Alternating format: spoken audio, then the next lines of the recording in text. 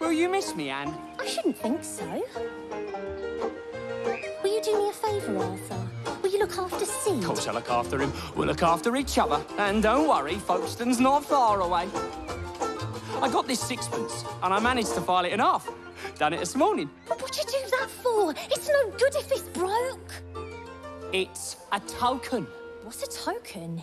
Well, you keep half, and I'll keep half. And when we're separated, you look at your half, and I'll look at mine, see? And then we think about each other. That's silly. No, it ain't.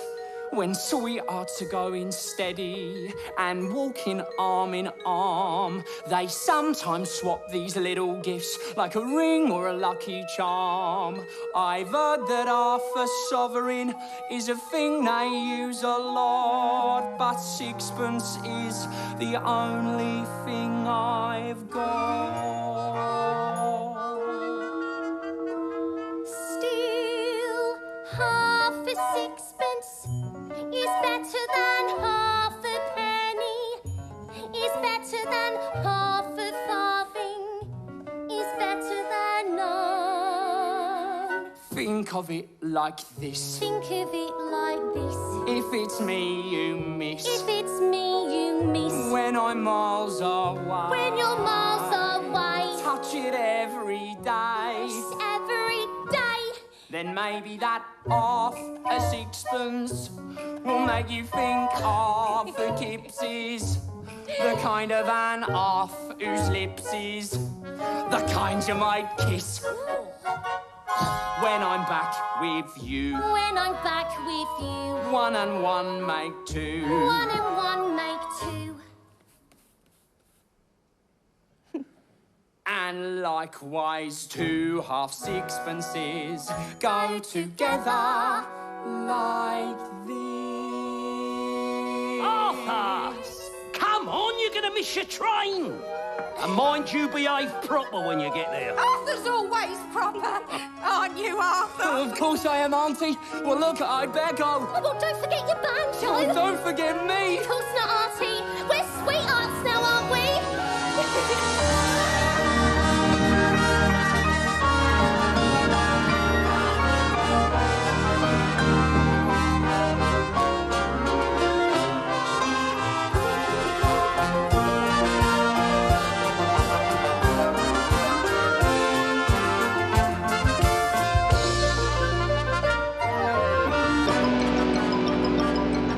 Morning, Mr. Carshot. Morning, Mr. Pierce. Morning, Mr. Shalford. Morning, Mr. Kipps. Morning, Mr. Pornick. Morning, Miss Evans. Morning, Mr. Shalford. Now, Mr. Kipps, I hope you're good and ready. Ready for what, Mr. Oh, Shalford? my heart and lungs! Look alive, Kipps, look alive!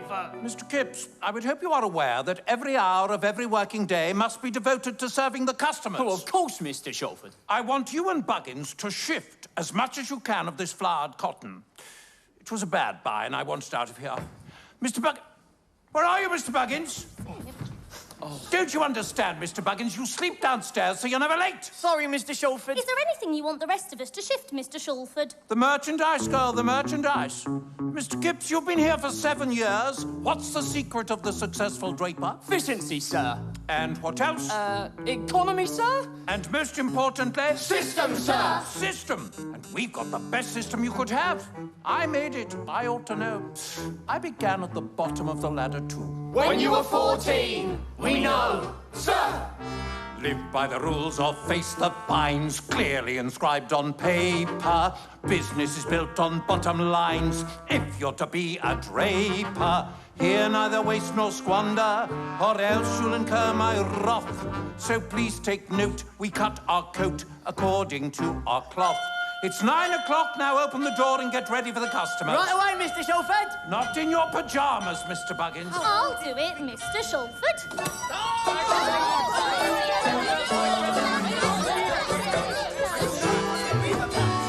Nothing but the finest, all that you desire. Even social clients need the right attire. You must make the right impression, one can't afford to fail. Establish your position up and down the social scale. Look alive, look alive! wagging tongues. Look alive, oh my heart and lungs. Tiger-flowered cotton, perfect for the spring. We all think it's rotten. It's the latest thing. We will rig them like a flagship, preparing to set sail. Though some are built like barges, Up and down the social scale. Look alive, show the latest rack. Look alive, Shawford's coming back. Tailors are such wizards, making us look thin. Luckily, the whalebone holds the blubber in. They may be a bit expensive, but fashion must prevail. We stitch them up completely, up and down the social scale. look alive. You know who I am. Look alive, Martin dressed as lamb. Nothing but the finest, all that you desire. Even social climbers need the right attire. You must make the right impression, one can't afford to fail. Establish your position, stitch them up completely. establish your position, up and down. Look alive.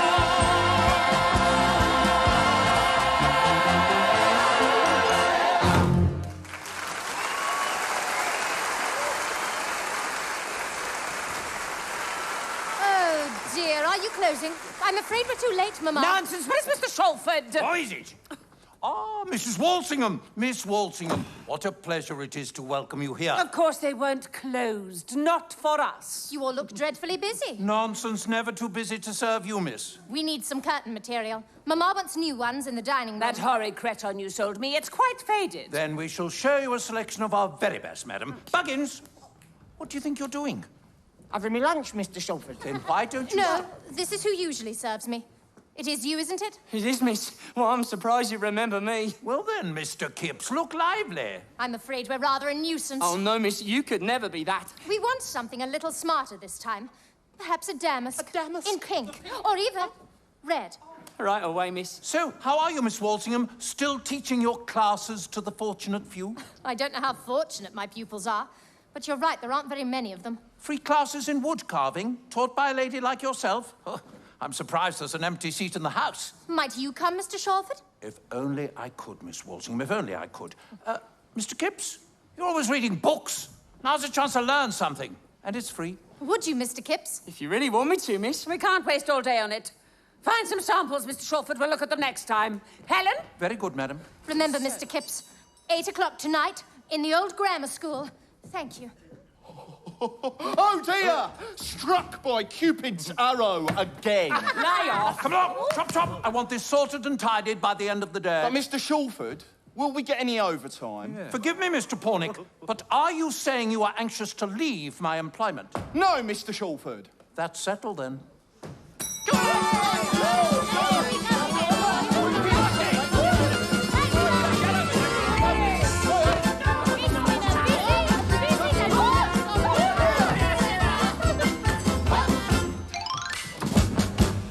Have a nice day.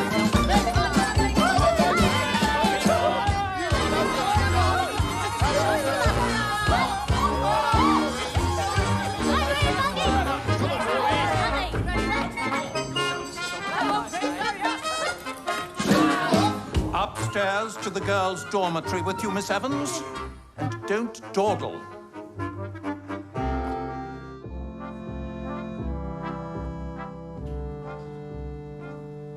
That was the hardest day's work I've ever done. And for what? Call it a living wage. Might as well call it a dying wage. Yeah, who'd be an apprentice to Shalford? It won't always be like this. Come the revolution. Can't wait that long, Sid. Well, shouldn't you be upstairs with the other girls, Flo? You'll catch it if he finds you down here with us. Arthur doesn't mind, do you, It Arthur? doesn't matter what Arthur thinks. I was just saying. Well, I'd never want you to get in any trouble, Flo. Are you really going to waste your evening on a woodwork lesson, Arthur? You shouldn't let old Shalford steal your spare time like that. You don't have much of it. Well, I want to go. I'm looking forward to it. Why? Oh, I don't know. Well, Miss Walsingham's the only lady I've ever come across. A real lady, I mean. He's been like that ever since he first set eyes on her. I've seen you whenever she comes into the shop. I hope you don't think Miss Walsingham would notice you. No. Oh, but don't you ever dream of something beyond Shalford's Bazaar? Something different, something more... I dream about socialism, Arthur. Think you better rest. Today, the world is ruled by rich men. They can do anything they like, and all they're doing is laying it waste. I want to change things. Oh, never mind that. I want my own shops. Bigger than this, and lots of them all over the land. So they cheer me in the street when I drive by in my carriage and four. I'd just like a bit more to eat. Can't be all you want, Mr. Buggins. No, but what I want most, I don't think I can get. There's only one problem. What's that? Well, think. What do we need to make it all happen? Money! You got it. Living here like a drudge with no way out. How's a fella supposed to dream? It's like we're in a drain pipe, never to see the sky, crawling along until we die. If things could change. If life could switch. If we were only rich. If I had money to burn, a hole in my pocket. If I had money to burn, I'd go like a rocket. Down to the town without a stop, blow right into the music shop and buy me a banjo, clad-jang-a-ring-a-jang, buy me a banjo, clad-jang-a-ring-a-jang, buy me a banjo, clad-jang-a-ring-a-jang, that's what I would do. And how will that help the working man? Besides, you've got a band. No, it broke ages ago and I want someone to teach me on a proper one. I'd like to teach Shulford a thing or two. If I had all the money there is, I'd buy a shop much bigger than his. Let's see old Shulford get in a fizz. I'd buy me a banjo, ring-jang, clad-jang-a-ring-a-jang, and that's what I would do. You've got to have some fun, so it can't all be about fighting injustice. Oh, yeah. True. I always think of money like manure. Better when it's been spread around. That's horrible. Look at the working classes. I'd want to help them out. Playing a banjo won't do. Now, strumming a tune, plucking at strings won't change the bigger things. If I had money to burn, it gives me the vapors. If I had money to burn, I'd give up the drapers. Then I could live a proper life. I think I'd make a lovely wife. And I'd have a baby. Oochie coochie coochie coo. Have another baby. Oochie coochie coochie coo. What, another baby? Coochie coochie coochie coo, that's what I would do. Hey! If I had all that money could buy, I'd reach for more than pie in the sky. if I had all that money could buy, I'd buy me a banjo, ring-jang, clad-jang, ring-a-jang. I'd have a baby. Oochie coochie coochie coo. I'd have a banquet, gobble, gobble, gobble, gobble. that's what I would do. If I had all that money could buy, if I had all that money could buy, if I had all that money could buy. Bloody, I better get going or I'll be late. How do I look? Smashing. I'd buy him his banjo, clatter-janga-ring-a-janga. Him and his banjo, clatter-janga, ring-a-janga. I'd strum his banjo, clatter-janga-ring-a-janga. That's What I would do.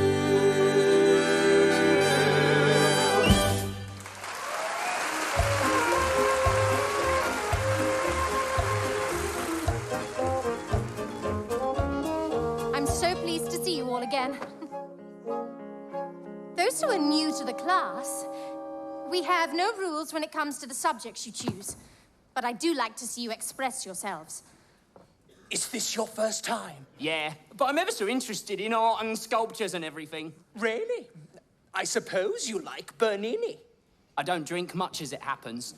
I went to a wonderful concert of the Ring Cycle last night. Ah, Mr. Kipps, how are we doing? Well, I've got me wood and I've got me chisel, but I ain't sure what comes next. Not a lot, I suspect. I don't agree, Mr. Hayes. Mr. Kipps strikes me as the possessor of a lively mind. Do you mean that, miss? About my lively mind? Certainly. Oh, I don't see much sign of it. Mr. Kipps, you're here. I cannot believe Mr. Shulford is an easy taskmaster, nor that you have much free time to spare, and yet you choose to spend it in the study of art. Well, I thought it sounded interesting. What with you teaching and all? Oh, that's flattering. But you know what it tells me? that you think there's something more in you than just a shop assistant selling haberdashery. Do I? Absolutely. Shall I tell you something else? I believe there's more in me than just a young woman following her mother around buying curtain material. Oh, I am sure of that, miss. You know what my father used to say? That the first thing you have to do is believe in yourself. Really? Absolutely. Believe in yourself. You may be surprised when a talent you hide becomes recognized. Believe in yourself. Why not give it a try? There's sometimes more to someone than meets the eye. Believe in yourself. There's strength to be tapped as you flee from a world in which you feel trapped.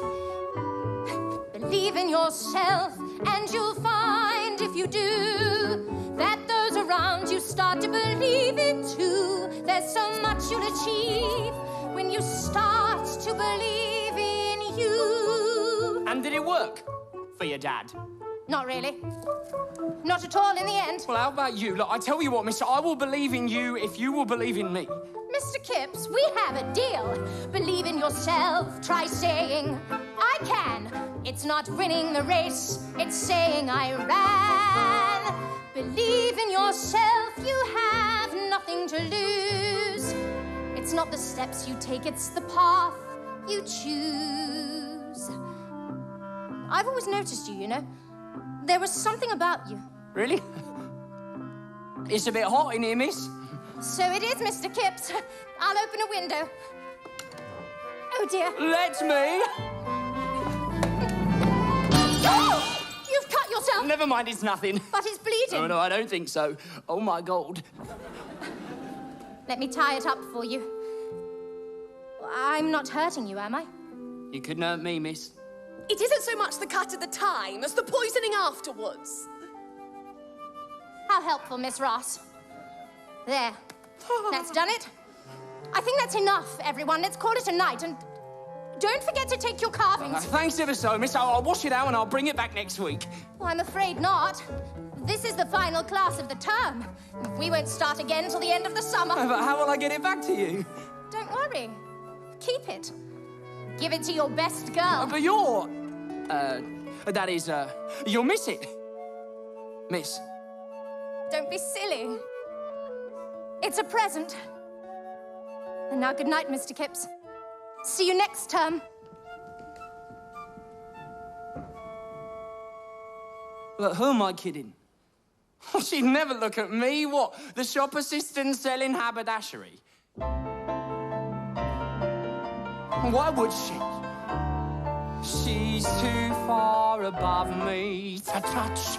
She's much too high for such as I. So what makes me even dare to dream? 'Cause an alley cat can't get the cream. I'm too far beneath her to dance a waltz. No chance, she'd say, but glance my way, and I swear that she melts me to the core. It's a feeling I've not felt before. She's too far above me by half. She is. She'd laugh. She would. Not off. She would. And go off with her head up in the air. Is she too far above me to care?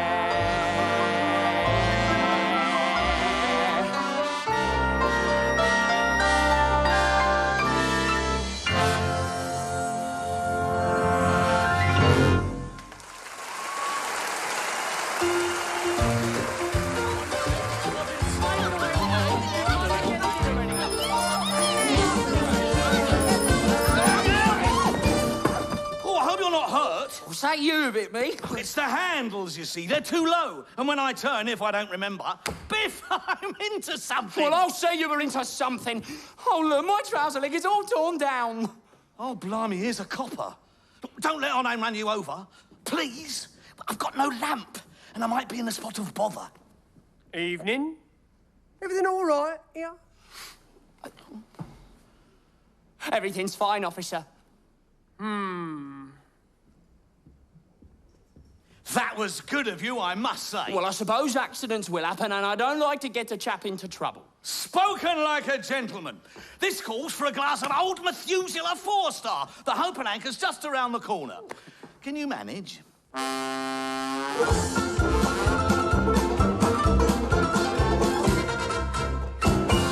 Was you really an actor, Mr. Chitterlow? On the stage, truly? I have been an actor, my boy. I have been an impresario. I have shared the secrets of the great. What secrets? Well, it wouldn't be secrets if I told you. Well, was you a famous actor? There is more than one kind of fame. What's the other kind? Yes. Isn't it time you introduced yourself? Arthur Kipps, how'd you do? Arthur Kipps? But that's extraordinary. Should have thought it was rather ordinary. No, it's strange. Because I have today named the character Arthur Kipps in a play I'm writing. I thought you said you was an actor. And so I am, an actor, a writer, a chronicler of men. An artist in his life does many things. So what does this Arthur Kipps do in your play? He will be torn between two women. A beauty from the South China Sea and a girl from his hometown of Clacton-on-Sea. They say you can't love two women at once, but I tell you it's rot. Once there was three. Not counting Bessie, that is, bless her. So, how'd you come to make up my name? Oh, I didn't make it up. I read it in the paper. You see, I often get names from the papers. They have an authenticity I can trust. Wait a minute. I must still have it. Yes! Here we are.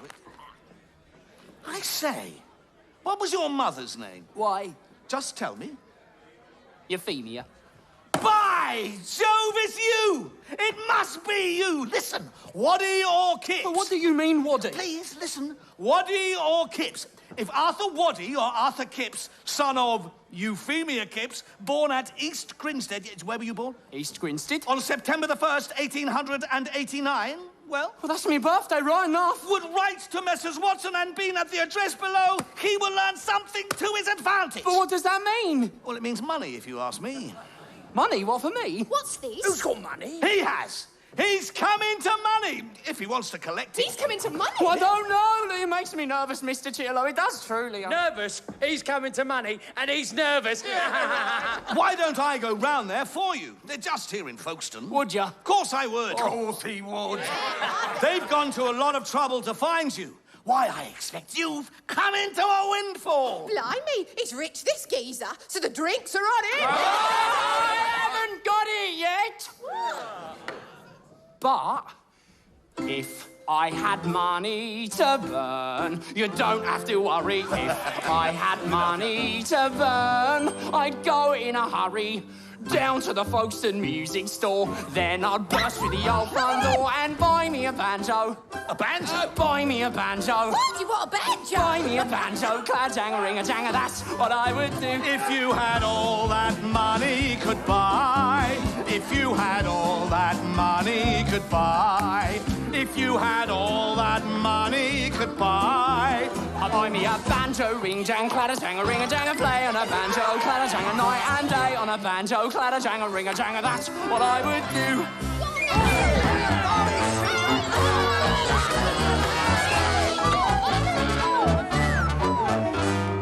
Landlord, 2 more helpings of old Methuselah 4-star. If you have money to burn, it says in the papers, if you have money to burn, I give up the drapers. And if the going gets too hard, we could busk on the promenade with you on a banjo. Clatter-janga, ring-a-janga. You on a banjo. Clatter-janga, ring-a-janga. You on a banjo. Clatter-janga, ring-a-janga. You on a banjo. Clatter-janga, ring-a-janga. You on a banjo. Clatter-janga, ring-a-janga. Me on a banjo. Clatter-janga, ring-a-janga. And if we practice, we'll go far. We'll be a banjo.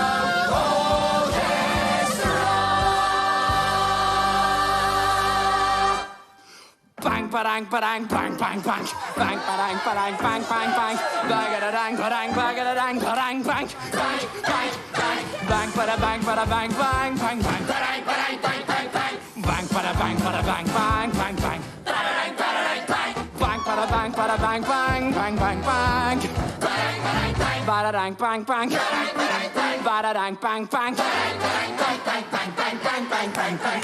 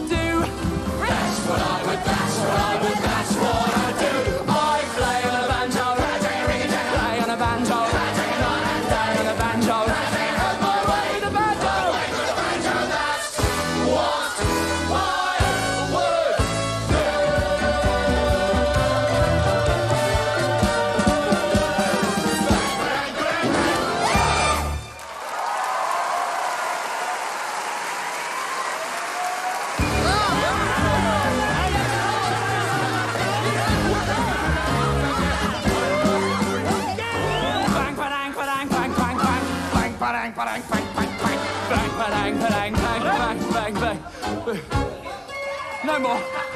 No more. One more.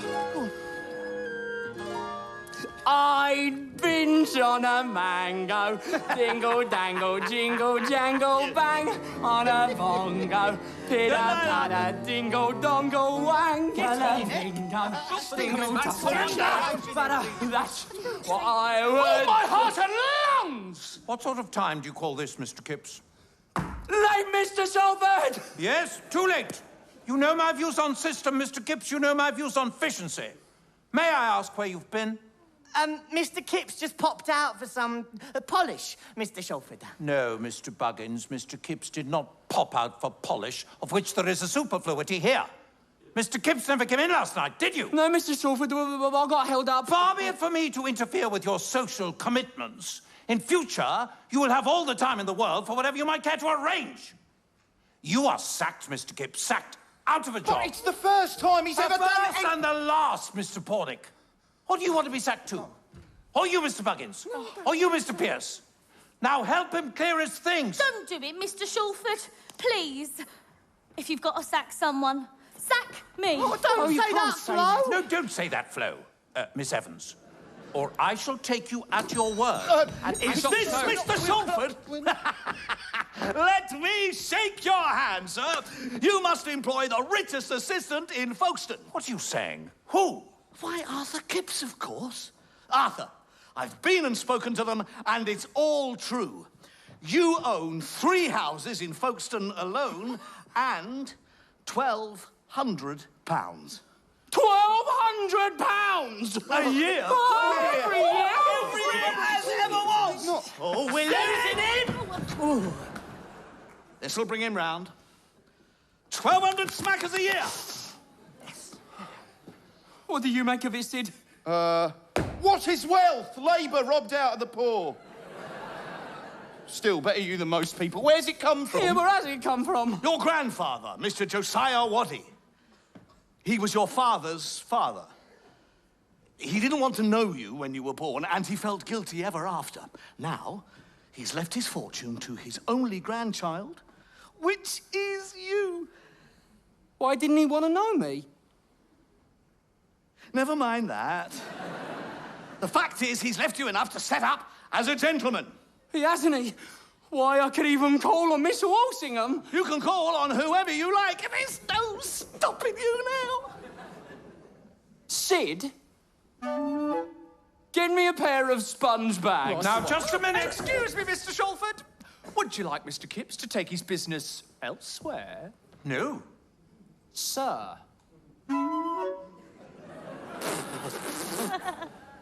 Sir. He called me sir. Oh, thank you. He'll be a la-di-di-da, have a cigar, proper gentleman, strolling down the leads every morning. High society will seek his company. All along the promenade, the ladies will agree. Buggins, I think I'll have a morning coat. He's a take off your hat, stop for a chat. Proper gentleman. In the Grand Hotel, they'll be fawning on the dandy debonair, go to Paris to have a bit of fun. Pierce, look out them Egyptian cotton shirts. Flower in his buttonhole, down at the monopole. Proper gentleman.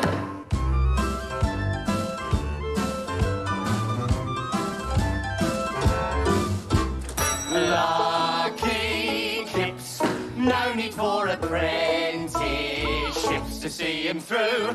Now with a tidy sum, surely he'll become all la-di-da-di too. Well, he did say £1,200. He's the toast all along the coast. He'll be Folkestone's favourite son. Some may doubt whether he's cut out to be a proper gentleman.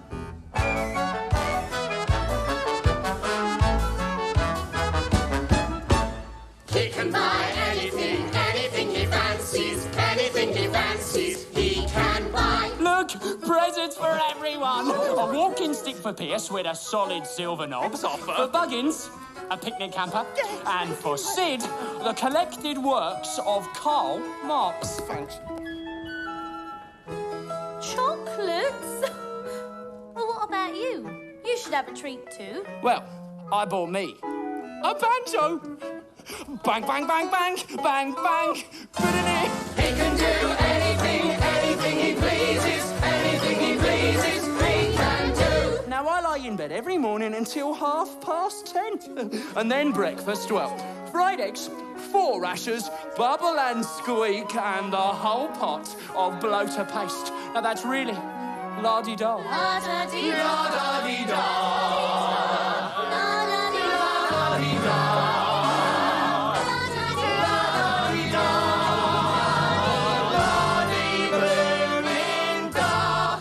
Now he's don't have a care, nose in the air, proper gentleman, like he was before, only grander.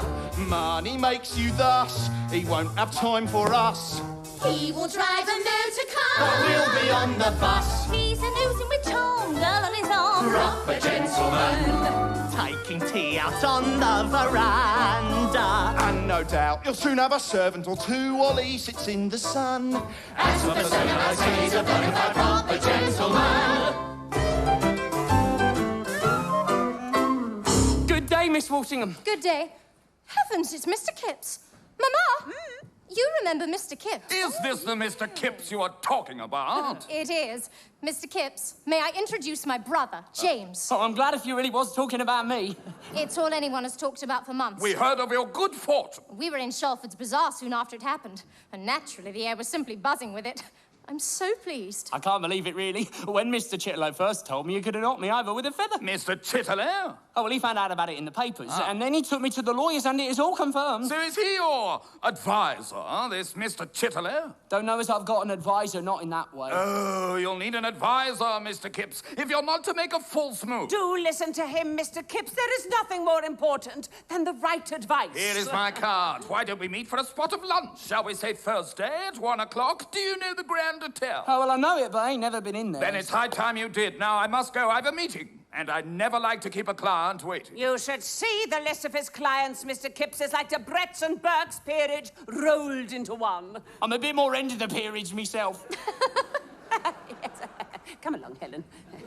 Goodbye, Mr. Kipps, yes. You don't have to go on Thursday, you know. It's not compulsory. Don't worry, I'll go. I wouldn't want to let you down. No, but...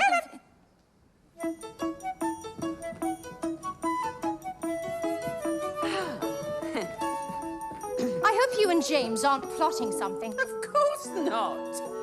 But I would remind you that our place in the world is not what it has been, and not what it should be.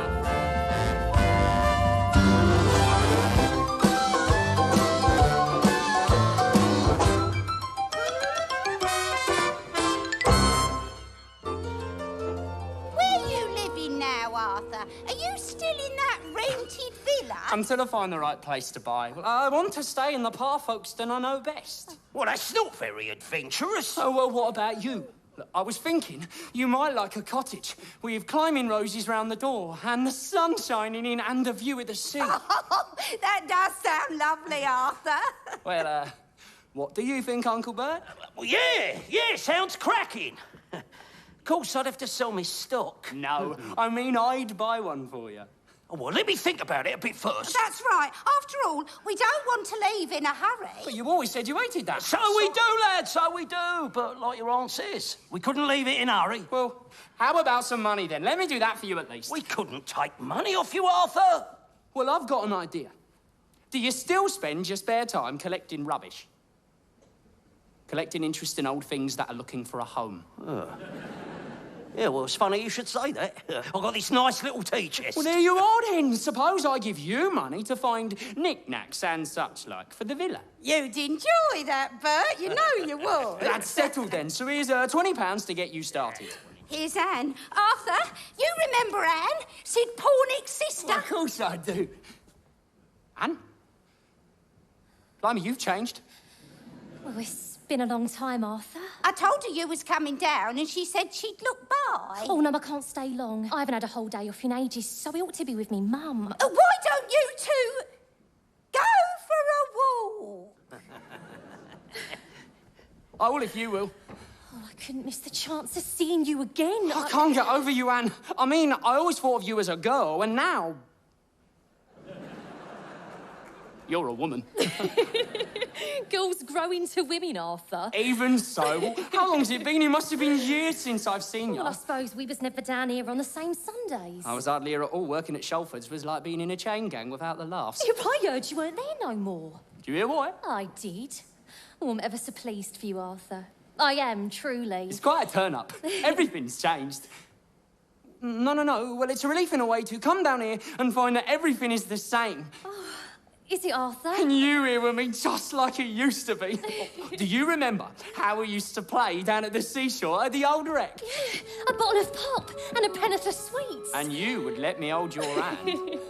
Remember when we were children of 9 or 10, I'd guess, and you would play this Pirate King. And pretend you was my princess. We'd picnic at the lighthouse. Ain't it funny what you miss? Then when you went away, you gave me this.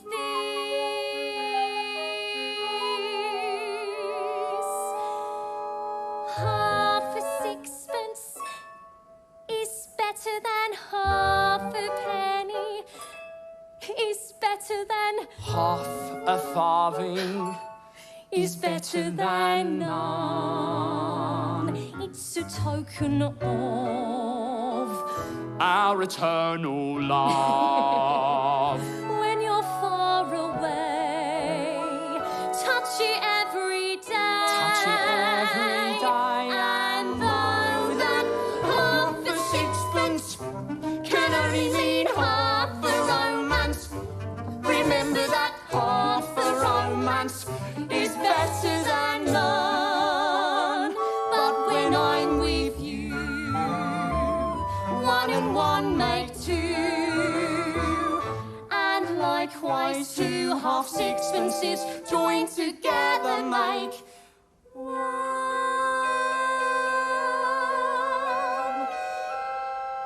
We were a pretty half-baked pair, weren't we?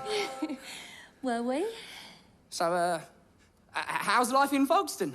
Oh, you're all right. I'm a parlourmaid now in a posh house. Well done, you. And have you found anyone special? Go on, have you? Oh, yeah. He's very special, but... well, I've known him for quite a while. What's he like? Well, he's a mixture, really. Wild, silly, full of dreams.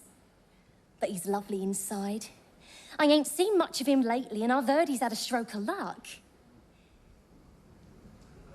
So, we'll have to see if it makes a difference. Oh, well, he's a bit like me, then.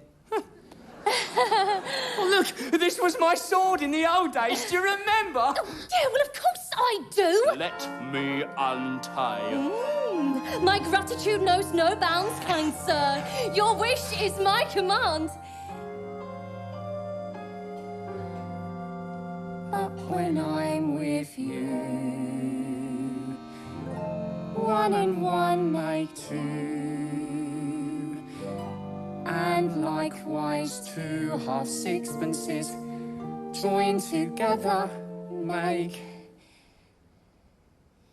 You never told me if you got someone special in your life. Well, you can't have been on your own all this time. Cripes. Is it that late? Oh, I've got to go. I've got a train to catch. Oh, and will you be all right? Oh, yeah, of course. Oh, well, don't worry about me. Bye, Anne. I'm glad you're happy, and give my regards to your bloke. Oh. Let's not leave it another 7 years. No, let's not. He's got his life now, and why shouldn't he have? Well, we left it too long. I should have thought of that. I was longing to tell you long ago, so long ago, but how could I tell you? I was hoping to find that love would grow, but now I know that that was a dream. It was not to be. It was not to be. Games we used to play, things we used to say. It was not to be. And now my age says I have to let you go. My heart won't though. You're mine as you were mine long ago.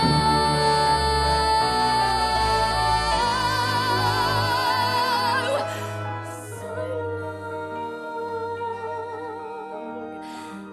ago.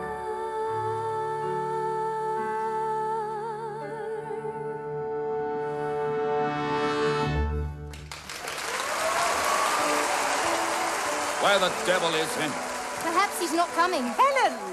You're here to encourage him, not make things difficult. Is that the frock I told you to wear? Yes. What was I thinking? Aha! Kipps, come and sit down. I wasn't expecting to find you here. Mama thought it was a good idea. Oh, well, I hope I'm not late. No, you're very punctual. Am I?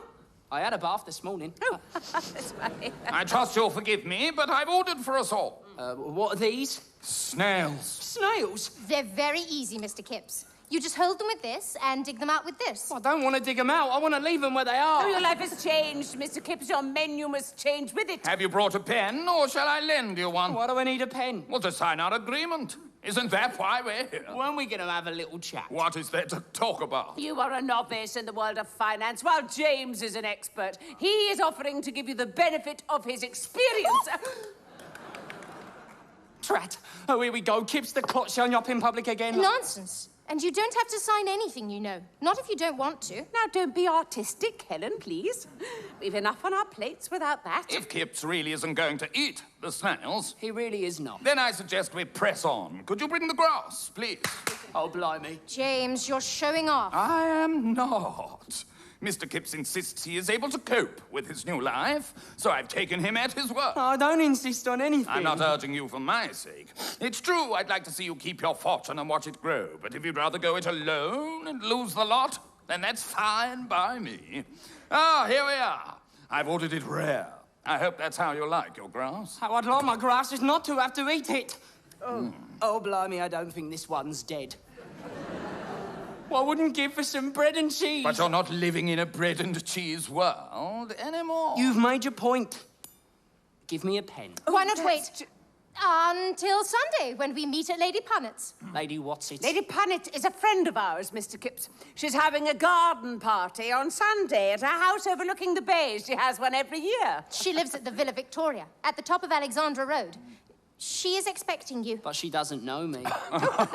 What's that got to do with it? I think it would be vulgar to sign a contract at a party. Could you take these away? Look, who says I am going to the blooming party? Do come. You'll enjoy it. I shall be there if it makes a difference. But what about the papers? We'll build your assets in a trice. Stock shares, investments. All you need is sound advice. I know how markets fluctuate. Sign on the line, why hesitate? We'll build your assets in a trice. Maybe we want to see your fortune grow. Your fortune grow. Plan for the future. Trusting someone in the know. Why risk your shirt or hedge your bets? Mine is the path with no regrets. We want to see your fortune grow. Give him here. Mr. Kipps. Splendid. Let us Suzette.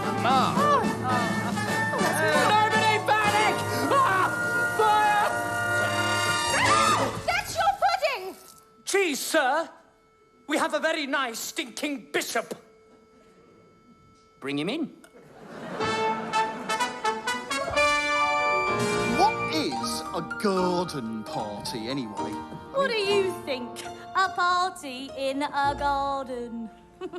You're moving on now, aren't you, Arthur? You're leaving us behind. Don't say that, Flo. But it's true, though, ain't it? Well, I hope not, but you don't know what those parties are like. Will there be food? Of course there's food and plenty of it. Well, what's the problem then? It's those people. When I'm with him, it's like me mouth full of marbles. I can't talk nor think. Then don't go. It's Miss Walsingham, ain't it? Is it, Arthur? I can't believe she's soft on you. Not a lady like that. Neither can I, really. There you are. I've been looking everywhere.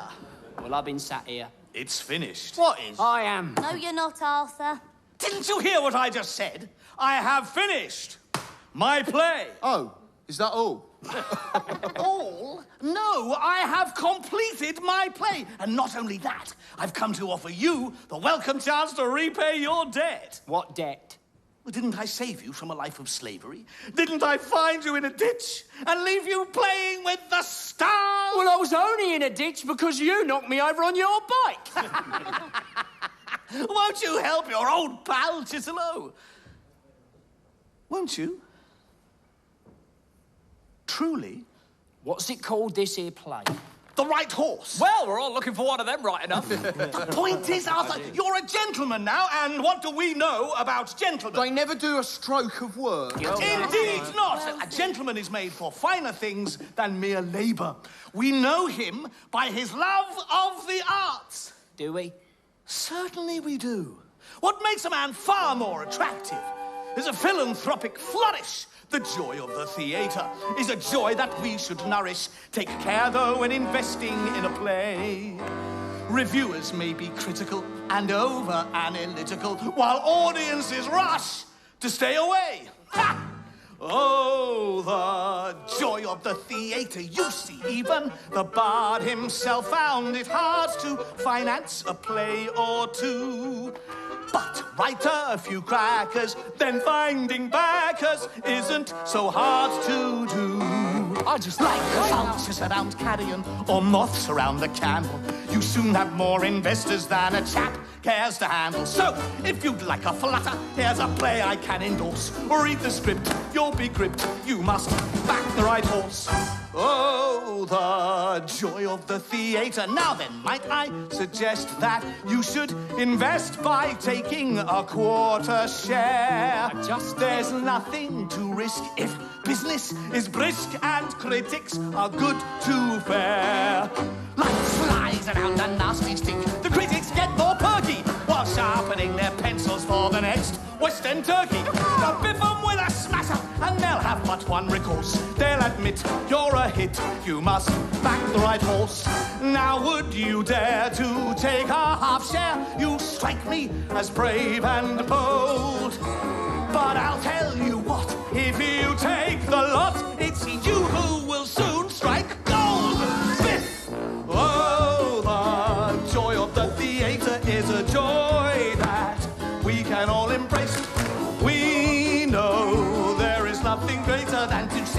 put a smile upon a stranger's face. There's a spell that we fall under the most wonderful of things. Is it comic, is it tragic? There's a special kind of magic in the joy that the theatre brings. This could be your ticket to this world of mine. Never mind the small print. All you have to do is sign. Oh, the joy of the theatre is a joy that nobody denies. We know there is nothing greater from the moment when we see the curtain start to rise.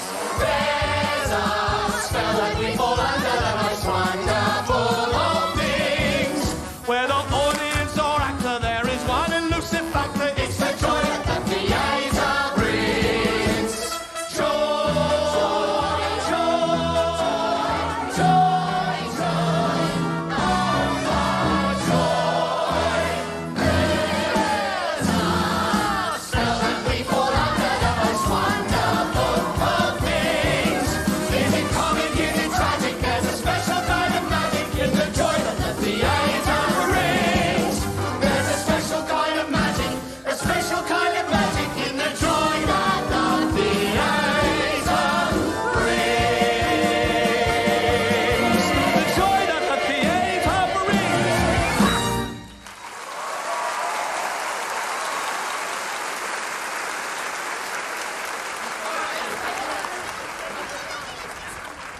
Mr. Cello, can I ask you something? You may. Why didn't my granddad want to know me when I was born? Does it matter now? Can you just tell me, please? He didn't approve of your mother. He thought she wasn't good enough for his son, so he prevented them from marrying. You mean He regretted it. Your father died, you see. And the old man could never make amends. How do you know this? That letter that was with his will and all his papers. You never read it? No. Look, it didn't seem right somehow, but I suppose I can now. No. No, I wouldn't bother if I were you. What's the point? You're as fine a young man as any I know. And now your sharp eyes have made me a richer one. I'm glad I was of service to you. I'm glad to return the favour. Oh, you won't regret it. You just backed the right horse.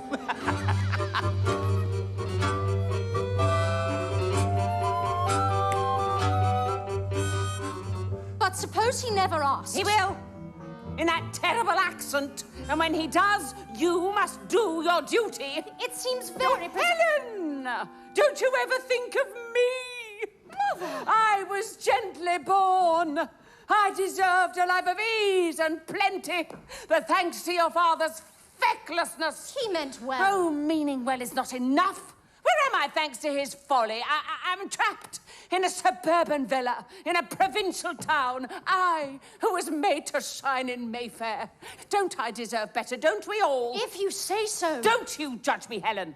All I want is my rightful position. Is that so wrong? Of course not, Mamma. Then when the opportunity presents itself, just remember it. Mr. Kipps, Mom. Show him in, Mildred. This is sooner than we thought. I didn't want him to see this house. Now he's here. You make the most of it. Mr. Kipps, I wasn't expecting... No, I just took a chance. I hope you will excuse me, Mr. Kipps. I have unanswered letters in a pile a mile high. Thank you. I thought I'd come at the wrong house. Because it's so ordinary, you mean? I was expecting it to be a bit more frightening. You know our secret now. We're nothing special at all. Oh, you're special to me, Miss Walsingham. Very special. Mamma likes to create the impression we're grander than we really are. That's all. Won't you sit down?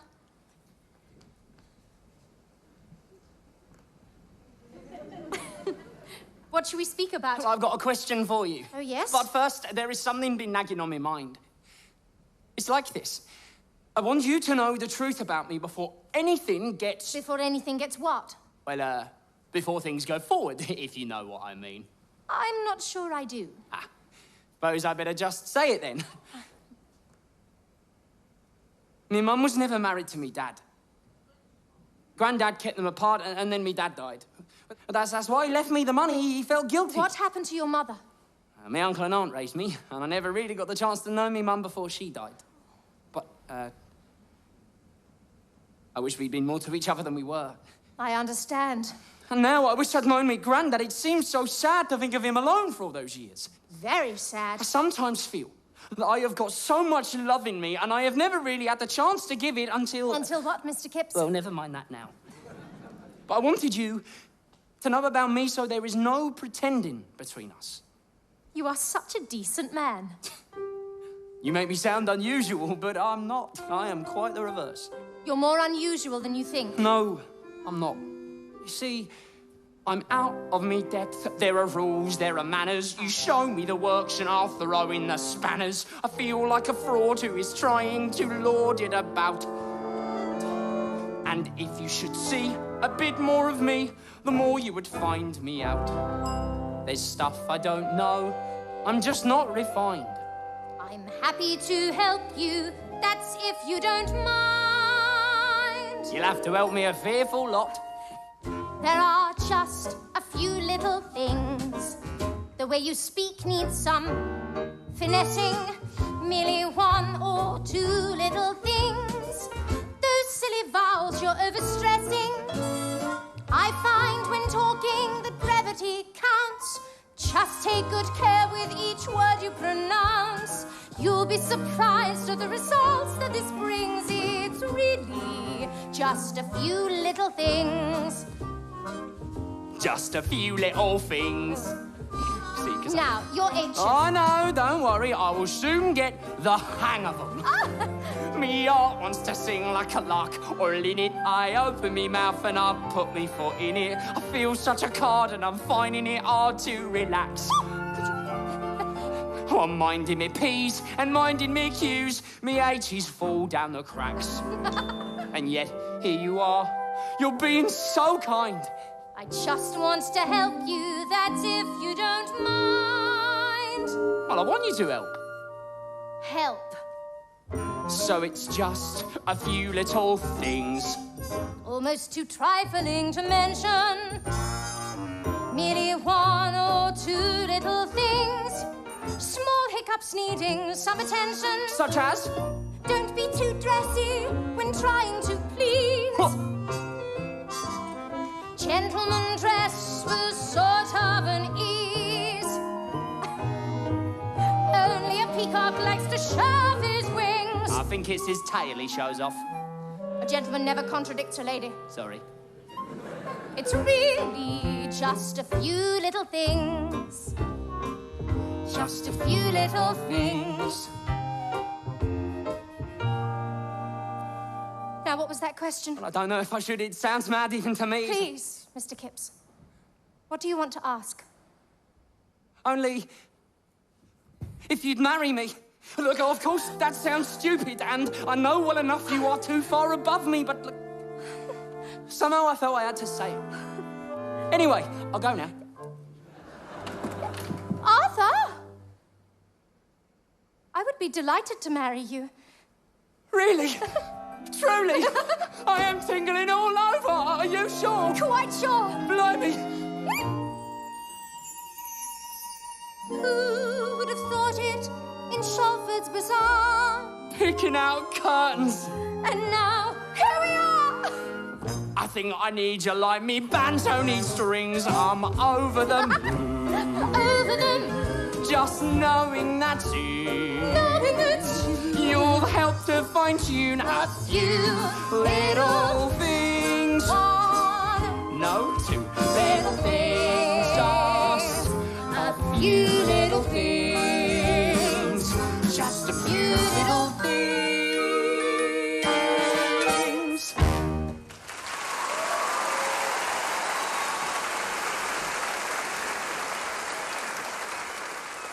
Oh, hello, Anne. Hello. Are you out for a walk? Yeah. That's right, we're taking our constitutional. Oh, I love them fortune-telling machines.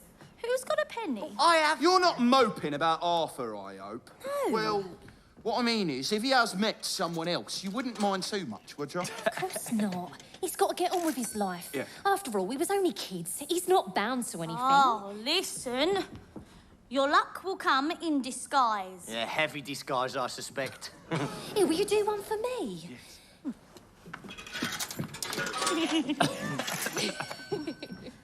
You have so much love to give. Are you sure that wasn't meant for me? Come on, we said we'd walk the pier. You coming, Flo? Well, not just now. It's right. I do have love to give.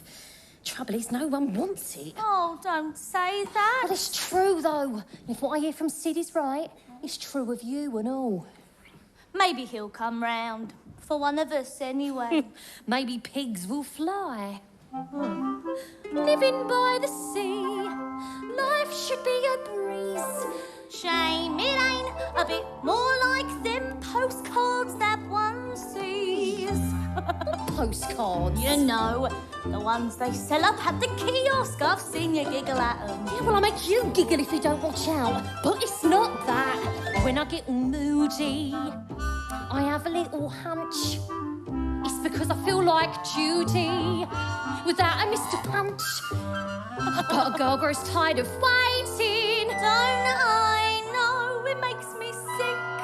We dream about the cockles and winkles we would pick. I don't ask for the earth. I don't ask for much. Just a little touch of happiness. Boys will always be boys. Still a girl enjoys just a little touch of happiness. Oh, sometimes when I daydream, it lasts all afternoon. I see a dish of ice cream. Ooh, I'm longing for a spoon. Then there comes a rude awakening when I have to face the fact me Knickerbocker glory is sadly still intact. Mine too. I don't ask for the I don't ask for the I don't ask for much. Just a little touch of happiness. Just a little touch of happiness. Bloomers up to meet you till the tide comes in. Just a little touch of happiness. Why your girlish dreams will always have reach. How we'd love a stick of rock on the pleasure beach.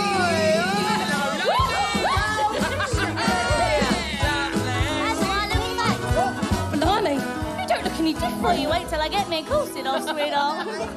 When a girl is single, with no one by your side, all it takes to make her tingle is a bumpy donkey ride. But we're hoping maybe one day we'll find out how true love feels. We're hungry for some mussels, but stuck with jellied eels. I don't ask for the earth. I don't ask for much. Just a little touch, just a little touch of happiness. Boys will always be boys, but how a girl enjoys just a little touch. Kiss me quick and such. Just a little touch of happiness.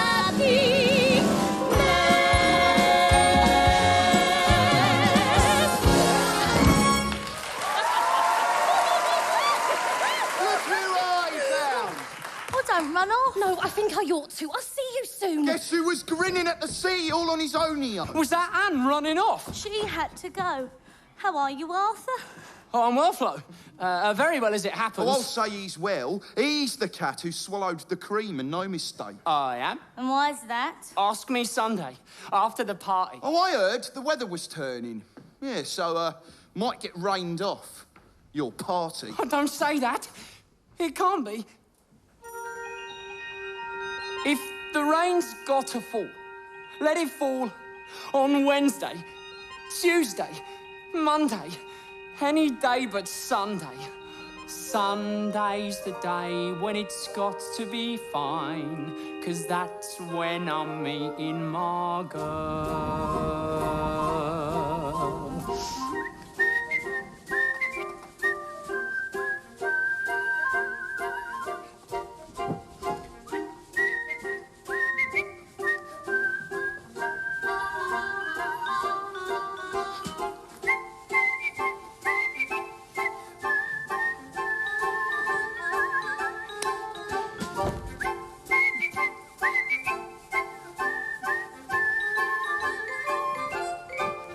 If the rain's got to fall, let it fall on Maidstone, Hoxton, Oakston, anywhere but Folkestone. Folkestone's the place where it's got to be fine, 'cause that's where I'm meeting my girl. What if I start to get dreamy, just supposing her ma should see me, trying to woo her daughter, kneeling in a puddle of water. If the rain's got to fall, let it fall on Thursday, Saturday, Friday, any day but my day. My day's the day when it's got to be fine, 'cause that's when I'm meeting my girl.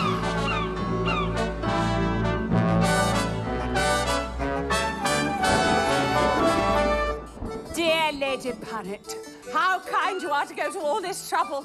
It must be such hard work for you, giving all those orders. Well, I wouldn't mind, but my parlourmaid's in a permanent state of the vapours at the moment. I suppose she has a follower. Oh, it's so vexing. They're depressed when they have one, they're depressed when they don't. Why will these servant girls insist on a private life? Oh, here's Helen. Hello, Helen, my dear. This, I presume, is Mr. Kipps. Lady Punnet is our hostess, Arthur. I am overwhelmed by the munificent magnanimity of your graciousness. He means it's sweet of you to ask us. Oh, yes. Helen, you must bring Mr. Kipps to one of my musical evenings, so we can really get to know each other. Do I have to? What? Only I am not much good at them sort of things. Oh, nonsense. You don't know the meaning of fun until you've attended my musical evenings. We have an announcement. Arthur and I are getting married. Thank heaven. We're saved. Saved from what? From the loss of your company. The manifestation of your worship's benevolence exceeds all expectancy.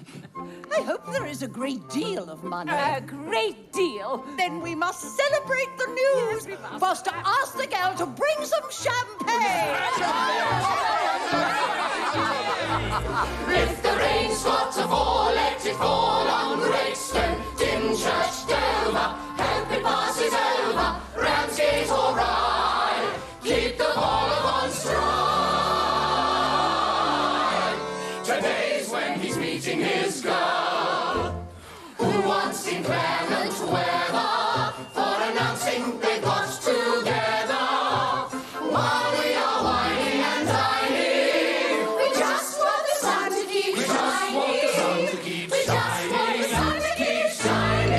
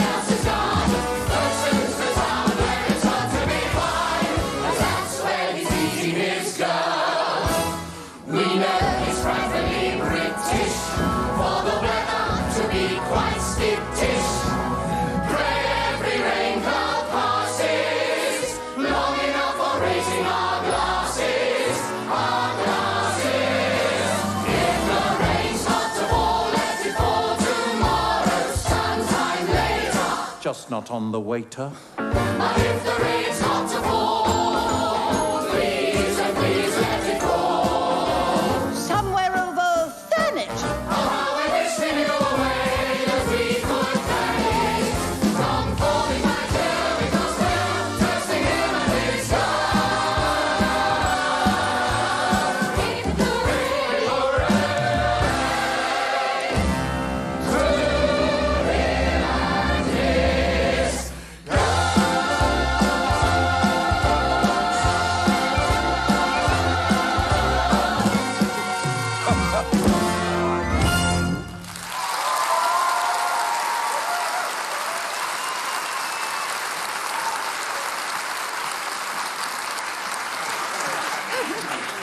I should like to propose a toast to Helen and Arthur. Arthur? Anne? Wait, listen, I never knew you worked here. Why didn't you tell me? Oh, I never wanted you to hear it like this. Oh, well, I should I have heard it.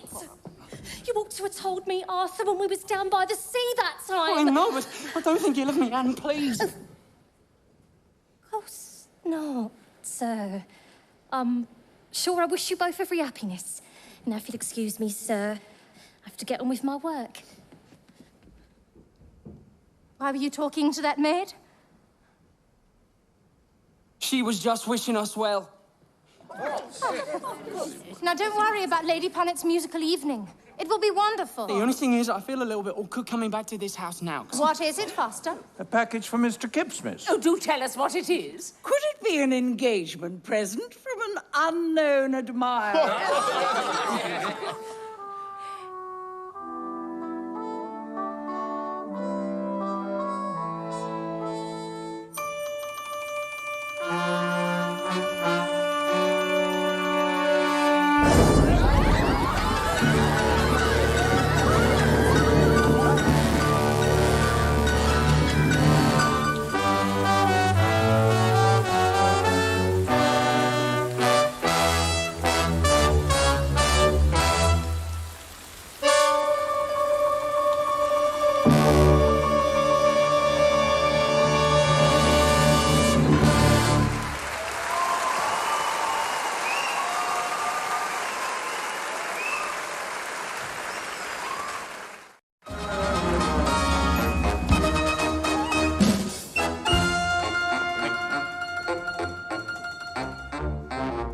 Kipps, old fellow.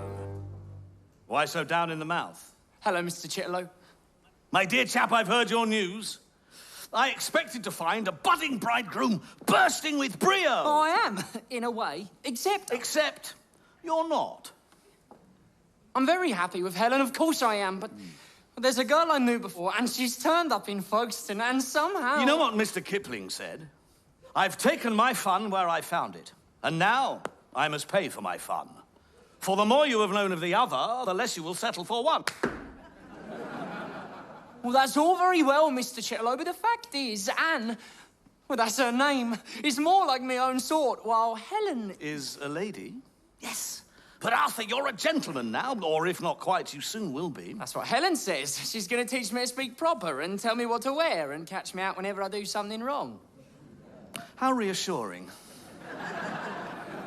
And then her mother, Mrs. Walsingham, wants me to build an house for her. What sort of house? I don't know, but I expect it will be a big one. You're to spend your money building a large house for a woman who tells you what you're doing wrong? That's about the size of it.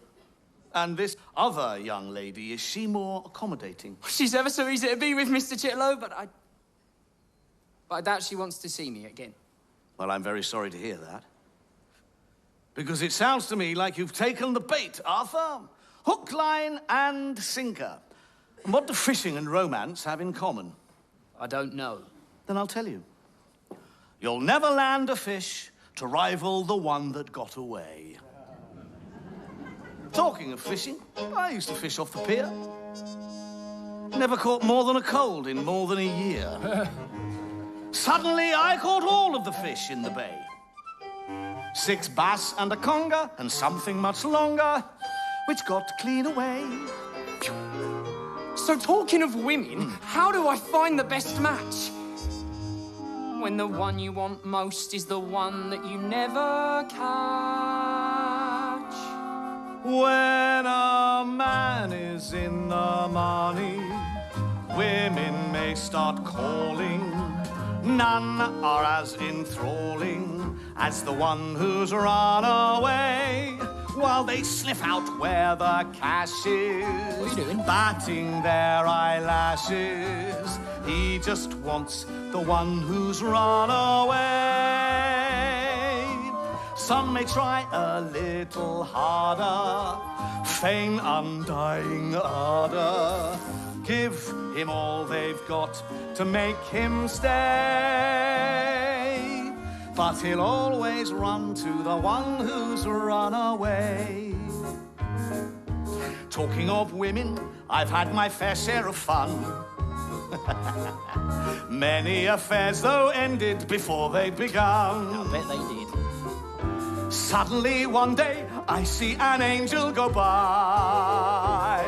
I go into action, and what's her reaction? Biff! A slap in the eye. So, talking of women, here's what I wanted to say. The one you want most is the one who has run away.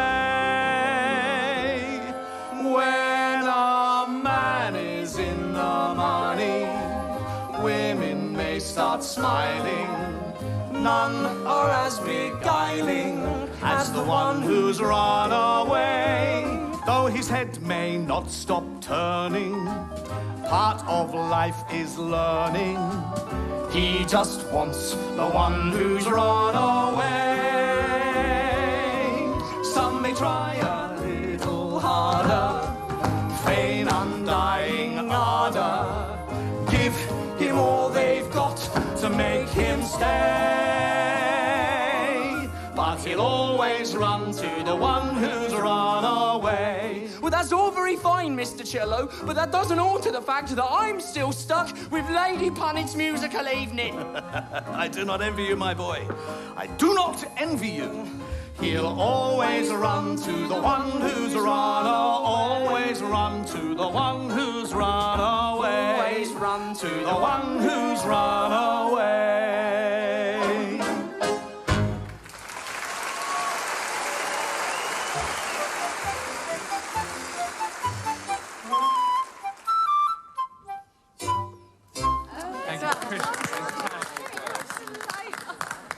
He's not what I would have chosen. But your late husband has tied your hands. Quite. Of course, Henry was always more of an artist than a businessman. That was the trouble. Leaving you the worry of the children. Oh, my twin jewels. Things are going well for James. He's doing what his father tried to do and failed.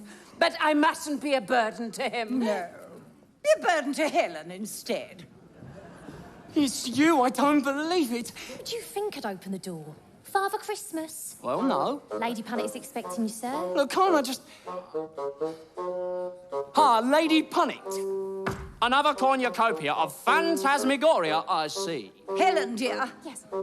Please make him speak English. Preferably in words of very few syllables.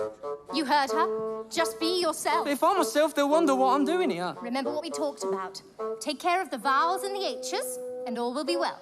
When Lady Dacre has had enough of her bassoon, James will take over on the organ. What an evening with so many people anxious to play. And it's fun.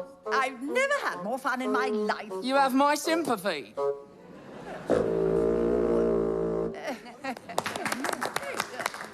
Please behave. And remember those consonants. Pa, pa, pa, ta, ta, ta. I wish you'd let me go home. Arthur, dear, you wouldn't be here if I didn't think it good for you. You have to swim in a tank before you can swim in the sea. Well, I brought me banjo. Just put it somewhere safe. I don't think much of her parlour maid. Pretty, of course, but what use is that? There is no occasion for a housemaid to be pretty. Is there, Mrs. Bindo Botting? Pretty or plain, Lady Dacre, they are all the same. Mine are as ugly as sin. And do they work? Not a bit of it. Well, they work harder than you. I beg your pardon. Honestly, I can't leave you alone for a moment. I don't like these people. I can't get on with them. Look, just let me go home, please. Go, Mr. Kipps, with no dinner?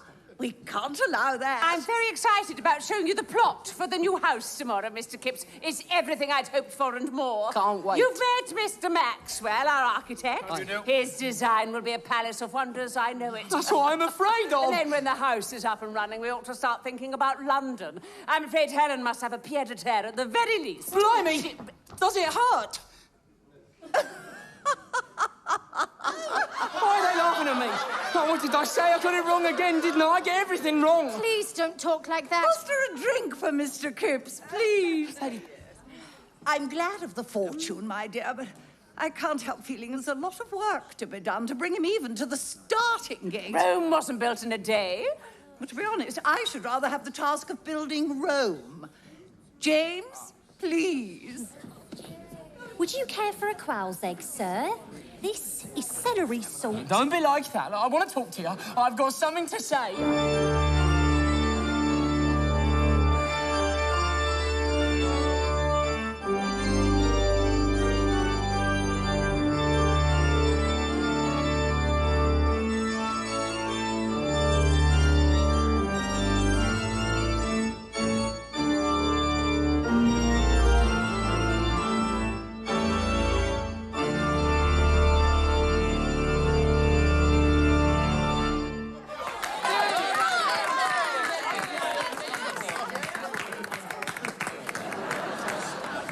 Now what are you doing? I don't know exactly, but I wanted to remind myself that I am not completely hopeless. What is that you're holding, Mr. Kipps? Don't know as Helen would like me to answer. Why not? She thinks everything I do is a mistake. Helen? Indeed, I do not. He's brought his banjo to play for us, Lady Punnet. How thrilling! What is a banjo? It's the latest thing in London. No party in Belgrave Square would be complete without a banjo. Well, then we mustn't let Folkestone fall behind. Go on, Mr. Kipps. Play. Righto.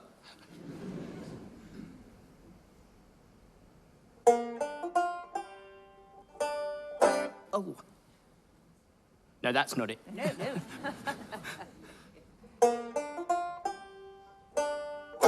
Oh, no, that's not it either. Oh, where is the D flat?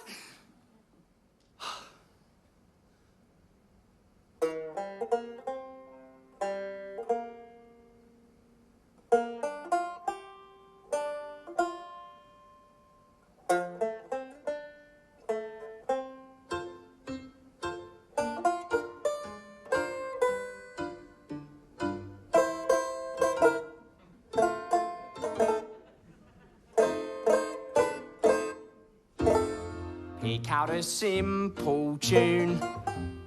Pick out a simple tune. Start strumming, and before too long you're playing a song, and everybody around is humming. Just keep plucking with your plectrum. Make new friends across the spectrum. No one's immune if you pick out a simple tune. Pick out a simple tune. Pick out a simple tune with rhythm. People start to clap, your fingers snap, and then you find that your toes tap with them. Some say differences can blight us. I say music can unite us. No one's immune if you pick out a simple tune. Just pick out a simple tune. Pick out a simple tune. Pick out a simple tune. Pick out a simple tune. Pick out a simple tune. Pick out a simple tune. No one's immune if you pick out a simple tune. Pick out a simple tune. Pick out a simple tune. With rhythm. People start to clap. Your fingers snap. And then you find your toes tap with them. Some say differences can blight us. I say music can unite us. No one's immune if you pick out a simple tune.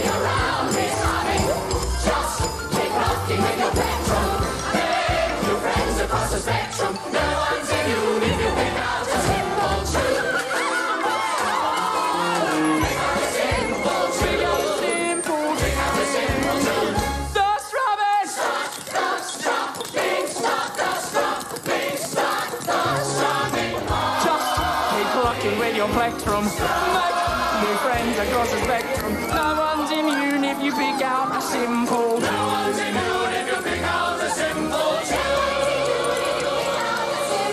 Pick out the simple tune. You've got to pick out the simple tune. Pick out the simple tune. Wherever people start to clap, your fingers snap, and then you find that your toes snap with them. Songs make differences and light us. Eyes with music and unite us. No one to you if you pick out the simple tune. Pick out the simple tune. Pick out the simple tune. Wherever people start to clap, your fingers snap, and then you find that your toes snap with them. Songs make differences and light us. Eyes with music and unite us. No one to you if you pick out the simple tune. No one's immune if you pick out the simple. No one's immune if you pick out the simple. No one's immune if you pick out the simple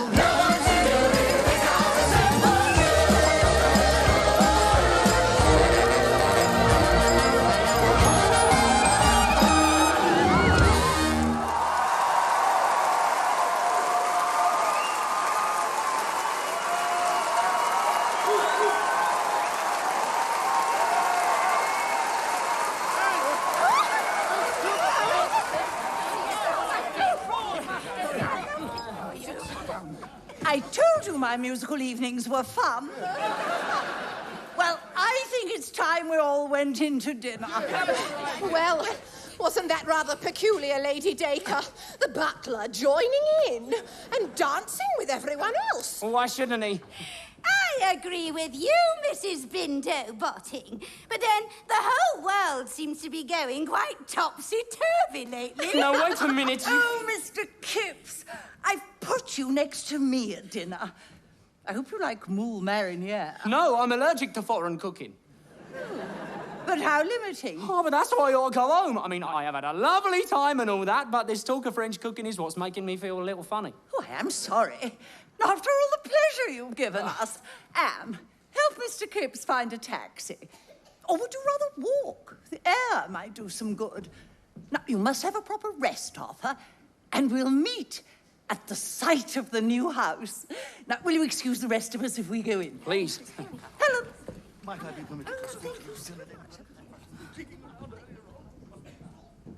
What a relief. I couldn't face all them knives and forks again. It's too upsetting. Right. Shall I fetch you a taxi, sir? Or will you walk? Oh, don't forget your banjo. And Will? Look what I've got here. Both halves of our sixpence, and I kept mine all of this time. Yeah, well, you've kept it too long. Look, I know I have been a fool. Oh, you'll get no argument from me. Please, Anne, I have got feelings, and I want to tell you about them. Well, I've none of that talk, Arthur Kipps, when you're an engaged man. I don't want to be engaged, not anymore, not to her. Well, you should have thought about that before you asked her. Now put your mind to it and marry her. Shan't. Why didn't you tell me the truth when you could have, Arthur? I don't know. I can't explain half the things I do. Look, I am sorry. Maybe you are, but sorry won't do it. You know that you haven't treated me right. Why don't you know what you want? How is a girl to think you're a white knight if you're ready to be turned by the next debutante? There's so much to be learned where the heart is concerned, but with you, it's all love at first sight. And being so fickle gets you in a pickle. You never get anything right. Well, I agree. I said I have been a fool. Oh, you've lost yourself, Arthur. I was watching you tonight, and you don't know who you are anymore. You can't imagine what it's like. Maybe not, but I know who I am. Airs and graces cut no ice with me. I know who I am, but you haven't been so nice with me. I know who I am. I just can't abide what's false and sham. I've got pride here inside. I know who I am. Well, it's those people. They're so stuck up. Well, that's why I had to get away. It's not that. It's not them. It's you. Why can't you see that what matters in life isn't what money can buy? Surely you know what you want in a wife, yet you flitter around like some big butterfly, acting like you're a toff. Well, you don't pull it off. Look at you, if you'd just see the light. But every endeavour shows you're not so clever. You never get anything right. If you just be yourself, you'd rub along fine with anyone. And I suppose you'd manage if you were sitting at our table. Yeah, I think I would. And what do you think you're playing at? Sorry, Mr. Foster. Hannah. No. Of course, I'm not blaming her. Well, what did I think would happen? That she'd fall into my arms with a swoon and a kiss? No, sir. The only person who's responsible for this mess is Arthur Kipps and no one else. Why do I never get anything right? Where do I keep going wrong? Just when I thought that the future looked bright, there's a voice in my head saying I don't belong. I feel I'm just a sham. I don't know who I am. All I know is I wanna take flight. It's safer to sever all ties with whoever. I never get anything right. Arthur! Hello, Sid. Oh, you're looking for me? I am. I've got some news and I wanted you to be the first to hear it. Well, go on. I've found the girl I'm going to marry. Well, I am glad, Sid. Or who is she? Do I know? Oh, no, she come to work at Shawford's after you left. She's, a cracking girl, Arthur, always on my side. What about your politics? Oh, she shares them too. We both want to build a decent life for working people, help others do the same. What might that life be? Well, I'd like to work at something where I'm valued. Does that make sense? We both feel like I could make a difference. I'd have been scared before, but I know I can make it work with Mary by my side. So she makes you feel capable of anything? She does, Arthur. Like Miss Walsingham does for you, I'm sure. Oh, well, I could set you up in something if you'd like. I don't think so, Arthur. I'd feel I would take an advantage. Well, maybe if it were a joint venture, but I don't suppose you want to work these days. Helen wouldn't like it. No. So how's it going with you? Is the wedding all planned? Oh, yeah. But not by me. Yeah. And now my future mother-in-law wants me to build a big house. Because Helen likes entertaining and that. Well, she would, being a lady and all. How about you? Everything's settled? Not yet. We'll have to save a bit. We thought we'd have a knees up in the Hope and Anchor. You'll come, won't you? Of course. With Mrs. Kipps? Or won't it be her sort of thing? I'm sure she'll come, if she can get away. Oh, well, what about a nightcap? No, thanks. I just wanted you to hear the news from me. I'm happy for you, Sid. Some men decide these things before they're ready to. But, sounds to me as if you've made a really good choice. I have, Arthur. I truly think I have. Sid, Good night.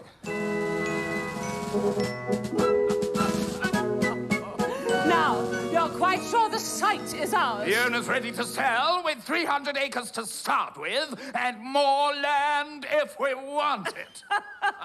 And there won't be any difficulties? There's plenty of money, and the property will only gain in value. It's quite safe, then. Everything I do is safe, Mother dear. Mrs. Walsingham, may I present the house? Yes. Oh. We can rebuild the family name. We'll be resplendent, casting off all sense of shame. We can resume our former style, living in such a country pile. We can rebuild the family name. We'll build a mansion on this land. We'll build a mansion and regain the upper hand. Can't see his fortune go to waste. We are the stalwarts of good taste. We'll build a mansion on this land. We'll build a palace on this plot. We'll build a palace with the money that he's got. People will show us more respect once we have briefed the architect. We'll build a palace on this plot. We will design a stately home. We'll have a flagpole high atop the central dome. Flying a flag makes perfect sense, showing that one's in residence. We will design a stately home. Mr. Maxwell, this is all rather grander than we'd previously imagined. I suppose you'll want an extra wing for the servants as well. We will need hordes of household staff. Indeed we will. We'll pick the parlour maids on Mr. Kipps' behalf. Only the best. And then, hands down, we'll show the punnets of this town. We should appoint the household staff. I only want to have a little house, or neater than a pin. A little house without her mother in. A little house. A house for the briny sea, a house for me girl and me. These grand designs are gonna cost a bit. I fear we've got our wires crossed a bit. A house so big I'll just get lost in it. I don't want the place to sprawl. I just want a house that's small enough for two. You got home all right then? I should have come away with you. I'm sorry. Well, don't be the walkback cleared my head. Arthur, we've been discussing the style. Well, I don't know much about style. I just want a cottage. Now, it's only fair that we hear Arthur's thoughts, given that he's paying for it. Thank you. Oh, yes, he's entitled to his opinion, of course. As long as he doesn't expect any of us to pay it the slightest attention. But I really want to palace on this lost. A sensible palace with the money that he's lost. A cottage fortune thrown to waste. We are stolen from the taste. I don't want the Albert Hall. I just want a house that's small. No doubt you're open to the public. They're certain to appear, begging for entry. A little house, showing the gentry. a little house. I only want to have a little house. Please, I just want a word with Helen. What sort of a word? Oh, don't be silly, my dear. Of course he can. Why don't we pace out the position again? That is very nice of you, Helen. But a little house to you wouldn't be a little house to me. What are you saying? We are too far apart, Helen. Well, we have different backgrounds, but we've always known It's it. not just that. We don't enjoy the same things. We don't want the same things. You're wrong. You don't want my mother taking over our life, and nor do I. I want to get away from her as much as you do. But we don't belong to the same world, Helen. Look, take last night. I wasn't comfortable at Lady Punny's. I didn't want to be there. You seemed comfortable enough talking to that serving girl. You see, there you are. To you, Anne is a servant girl, and to me, she is a friend from childhood. We grew up together. Well, shouldn't I have spoken to my old pal? Why didn't you explain that? Well, I shouldn't have to.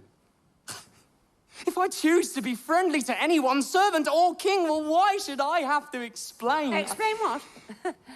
Helen and I think that we should call off the wedding. Not call it off. We just want to delay it. No. Please. Arthur. Very well, we want to delay it. No, this is a catastrophe. Does this mean we must delay the building? I'm afraid so. Oh. You will receive my bill in the morning. But what about your business affairs? Is James to be cast out too? Not if he doesn't want to be. Mrs. Walsingham, I am not your enemy. Of course he's not. Look, I'd better go. But we'll meet soon and talk. If you think we should.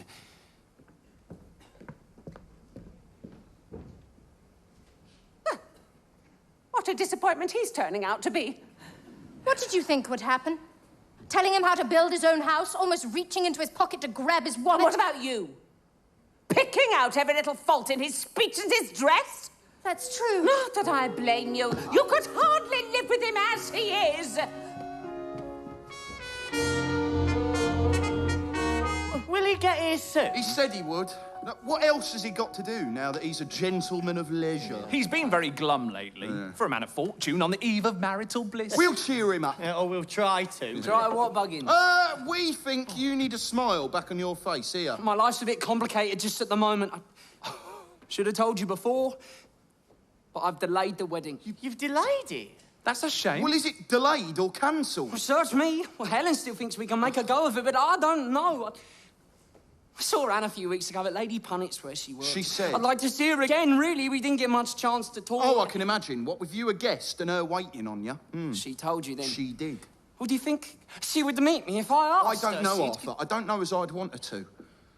You may have delayed your wedding, but you haven't called it off. You're an engaged man. I'm sorry, but that's the truth of it. You can't blame him, Arthur. He is her brother. course you are. You just want what's best for her. And how can that be me when I keep changing my mind? How do you know when you find you've got to? Which one of the two is the one? I'm at 6s and 7s, all fingers and thumbs. The mental arithmetic isn't much fun. It's a mess, I confess. Me head and me all won't agree. On the one hand there's her, on the other there's her, and then in the middle there's me. How do you choose between this one and that? There has to be some kind of rule to see both of them happy. That's what I want most. I feel like a gooseberry, but I'm just a fool. I'm a chump, I should plump for the one who is my cup of tea. On the one hand there's her, on the other there's her, and then in the middle there's me. Can it be as hard as he supposes? Seems good fortune just falls into his lap. And yet look at him, a thorn between two roses. I've never seen a more unhappy chap. How do you know when you find you've got to? Which one of the two is the one?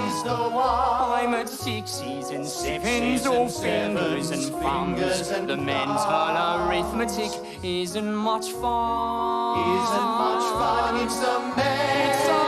I confess, me head and me all won't agree. On the one hand there's her, on the other there's her, and then in the middle. Oh, what a riddle. Then in the middle. There's me. How do you choose?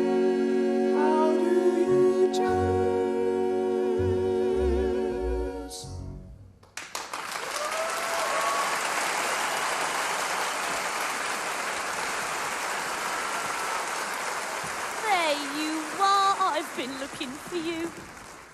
Why so serious, Arthur? He's decided he wants to see more of Anne Pornick again. Oh, I'm glad for Anne, Arthur, and I'm glad for you. I think you made the right choice. That's good of you, Flo. Are you sure, Arthur?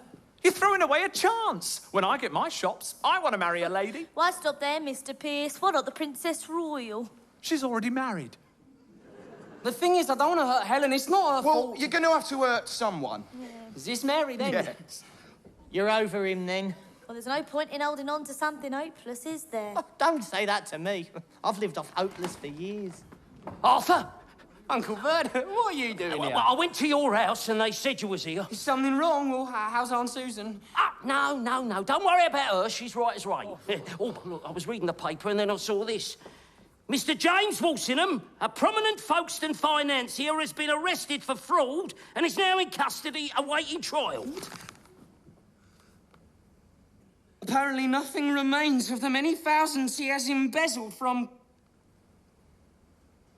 gullible customers. Is that the James Walsingham you said you'd invested with? Oh, please, tell me it's not. Don't think there are two James Walsinghams who invest other people's money. Not in Folkestone, anyway. Oh, Arthur, I am sorry. Are you? Well, I'm not. But don't you see? I am a free man now. Helen won't want me, and I can go to Anne with a clean slate. Well, after all, I am still the same Arthur Kipps I ever was. In fact... Well, I think it's a shame whether or not he does. You all right? Ah, yeah. Suppose I was wondering what's around the corner for me. Would you ever let me take you around that corner, Flo? I thought you'd never ask. Let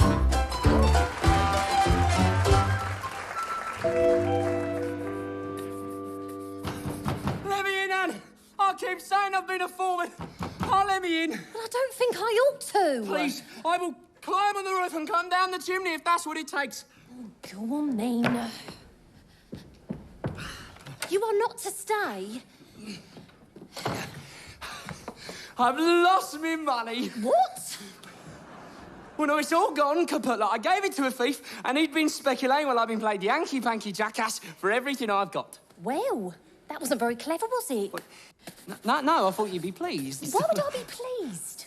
I'm not against money. I like money. There's nothing wrong with being comfortable. Well, that's not what you said last time. It wasn't the money, Artie. It was the way it changed you. That's what I didn't like. You lost touch with who you are. Well, I know I am now, right enough. So, will ya? Will I what? Marry me. And you've broken with her, have ya? Nearly. Nearly? Well, what does that mean? Look, I wanted to cancel the wedding, but she made me delay it. Well, I'm sorry, Artie, but I am not coming near you until she knows the truth. And that's flat.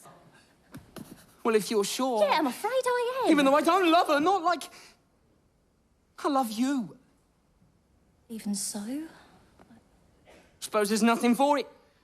But the pier, then. Wait! I'll do it. I will marry you, Artie. Of course I will. Thank you, God. Yeah, but you must tell her. We'll go round there first thing tomorrow. She mustn't learn it from anyone else. Oh, you know, Sid and Mary are having their wedding bash at the Hope and Anchor. Yeah, well, what about it? What do you say we beat them to it? I'd like that, Artie. I don't want to wait. I've waited long enough already.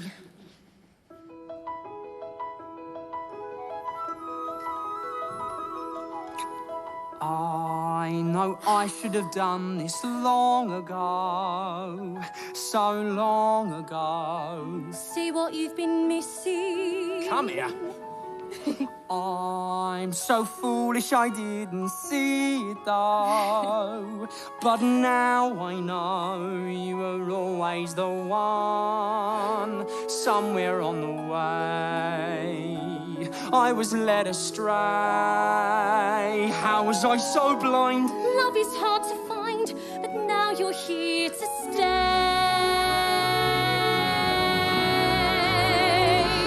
So now, together we'll let the whole world know I love you so. At last our stars align. Now that you are mine, just as you were mine long ago.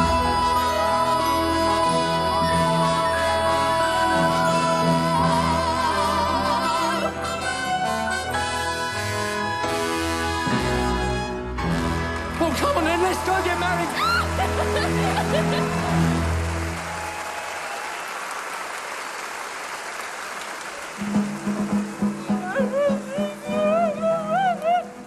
I keep hoping it's a dream that we'll wake and the nightmare will be over. Well, it won't. Well, your late father, I could believe it, but not James, not willingly. He may have made a mistake. What is the point of this, Mama? James is a thief. Papa was a fool, but James is worse. He'll go to prison for a long time and we're ruined. Let's face it. Why doesn't the girl answer the door? Because she's gone. Hello, Arthur. Come in. Good day, Mrs. Walsingham. I shall never know a good day again. I'm glad you're here because I can tell you how sorry I am. It's my fault. I led you into the whole thing. I'm a grown man and you tried to stop me signing the papers. So it's my fault and it's not yours. I knew it wasn't quite right. I never thought it would be as bad as this, but I knew it wasn't right. You must get a solicitor to see if anything can be saved. I will. But that's not why I've come. You don't need to tell me we're not getting married. It's got nothing to do with the money. I've met someone. Well, I met her again. It's the maid I knew when I was a boy. I said there was something between you. Yeah, but there wasn't then. Look, it's just that she knows me, and I know her, and we are comfortable together. I suppose that's it. And you weren't comfortable with me? I adored you, Helen. Truly, and I admired you. I still do. Well, I should thank you, really. Whatever for? Because you were the person who made me believe in myself again, and I need that. Especially after losing the money. If it's true, then I'm glad. What's next for you? Oh, we'll stay here for the trial, and then it might be best to move away. I could be a governess, perhaps. Or a teacher, anyway. You're a good teacher. I need to lie down, Helen. My head is beating like a drum. I'll take you upstairs, Mama. Is there anything I can do? No. We'll manage. You must go. And Arthur, I wish you such happiness in the future. Both of you. From the bottom of my heart. You too. And remember what your father told you. There's so much you'll achieve when you start to believe in you. Goodbye, Helen.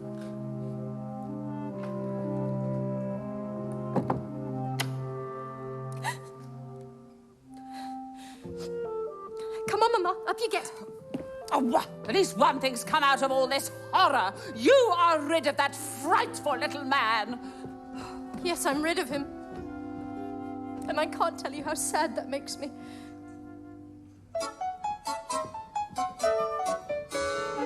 Hello, Lady Punnet. Oh, it's Mr. Kipps. Of course. Do I hear you are to marry my parlour maid? I sincerely hope so. Then I think you very sensible after all, Mr. Kipps.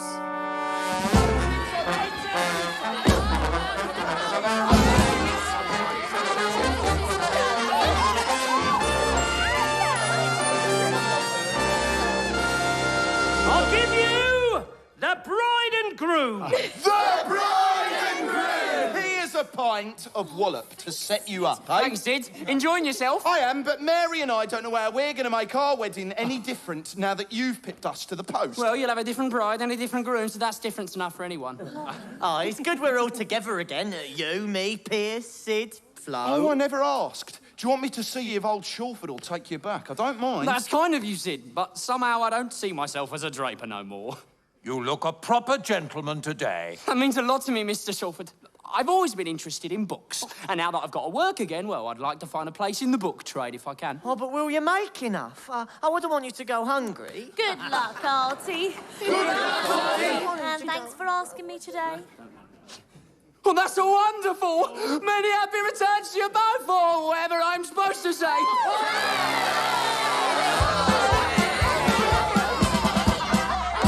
If you'd like to get in line. Well, let's do as he says. I want a proper photograph as a memento. Ladies and gentlemen, please. All lined up in a wedding group. Here we are for a photograph. All dressed up in a morning suit. And we're trying not to laugh. Since the early caveman in his fur took a trip to Gretna Green, there's always been a photographer to record the happy scene. Hold it! Hold it, flashbang, what a picture, click, what a picture, what a photograph. Poor old soul, blimey, what a joke. Hat blown off in a cloud of smoke, clap hands, stamp your feet, bang it on the big bass drum.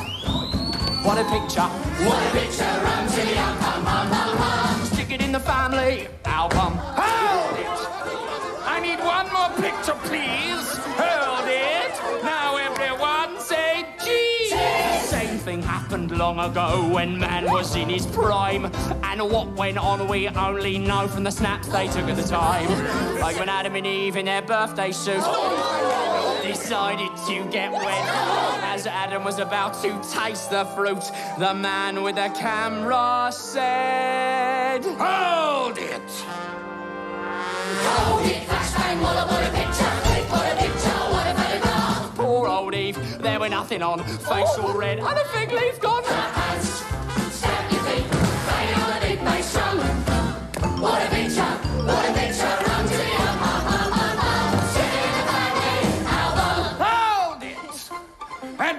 a silly grin. Hold it! I can't quite fit you in. You've read it in the folio or seen the Shakespeare play. Juliet fell for Romeo in the merry month of May as he tried to climb the orchard wall to reach his lady fair. When he tumbled, she began to mourn as he floated through the air. Hold it! Not that kind of hold it! Hold it, flashbang, what a picture, what a picture, what a photograph. Poor young chap, what a night he spent. Tights all torn in his rapier bend. Clap hands. Stamp your feet, play on the big bass drum. What a picture, rum till the pum pum pum pum. Singing the family, now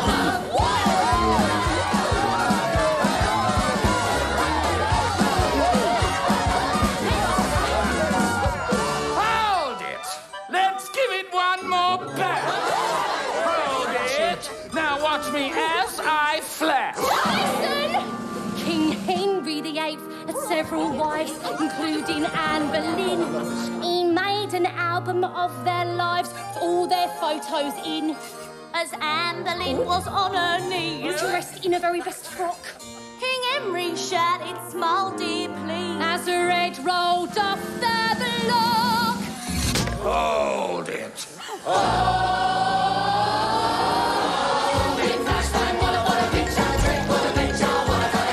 Comes the print in a little while, lost her head, but she kept her smile. stamp your feet, play on the big bass drum. What a picture, rum till the pum pum pum pum. Singing the family album. Hold it! It's time the bride was kissed. Hold it! Oh dear, I think I'm... Hold it! When Napoleon married Josephine, there was just the same to do.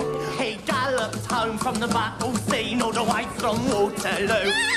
And as he came from off his horse to the boudoir where she sat, she said to him, "In French, you can't." As he took off his big cock. Hold it, flashbang, what a picture, click, what a picture, what a photograph. There she was with a bigger star, all caught up in a ooh-la-la. Ooh-la-la! Ooh-la-la! Hold it, flashbang, what a picture, click, what a picture, what a photograph. "What a noise! Then we don't compete with the bang in the bridal suite." Whoa! Stamp your feet, clap hands. Stamp your feet, clap hands. Bang on the big bass drum. What a picture. What a picture. What a picture. What a picture. What a picture. Rum till the pum. What a picture. Rum till the pum. What a picture. What a picture. What a picture. What a picture. Rum till the pum. Sing the family. Sing the family. Sing the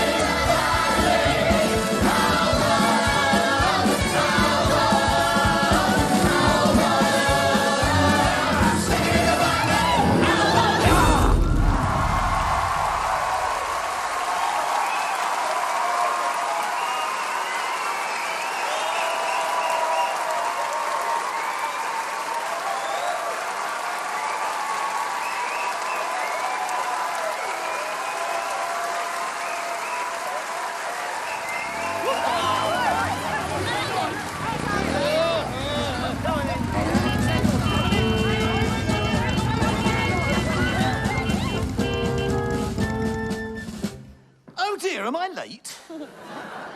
You've missed the wedding, you've missed the reception, you've missed the photograph, so on consideration, Mr. Chillo, I would say, yes, you are late. We got stuck in a traffic jam a mile long. I do apologise. Never mind, you're here now, so have a glass of something.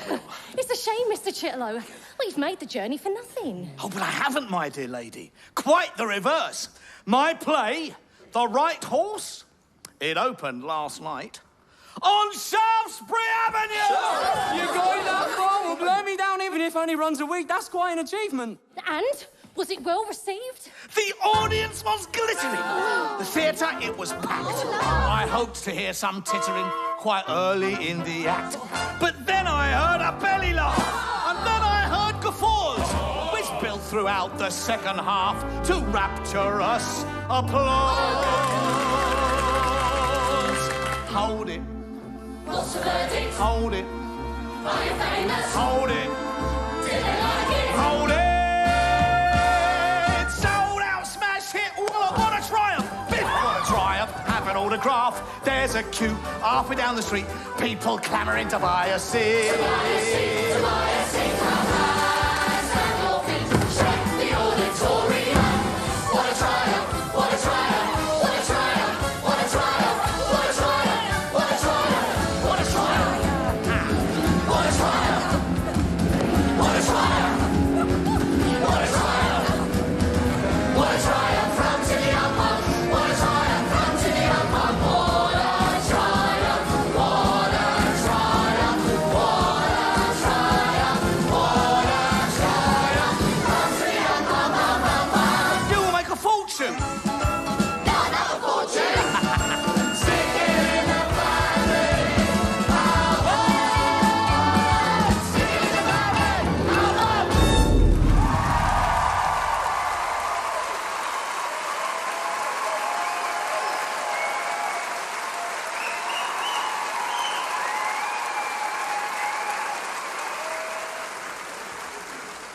Is this really true? It is. I'm rich. And you're rich. Again. I'm rich again. For my part, I'm glad it's come now, not before. I've learned the value of money. Don't worry, no more cornucopias or phantasmagorias for me, not this time. But what about your dream of a bookshop? Well, you and Sid could run it together. Oh, Sid could earn shares as well as cash, so we'd be partners by the end of it. Well, what do you say? It can be your wedding present. Sid? Would you really do that for me? Gladly. Keep the shop, and the shop will keep you. All right. See, Anna, I'm going to be sensible, you'll see. Penny for your thoughts, Artie. Well, how about 2 half sixpences instead? Come on. Did you have them in your pocket all that time? Well, of course. What else would I bring on my wedding day for luck? I think we've had enough. Right, you, off the bike. Go on, scrap.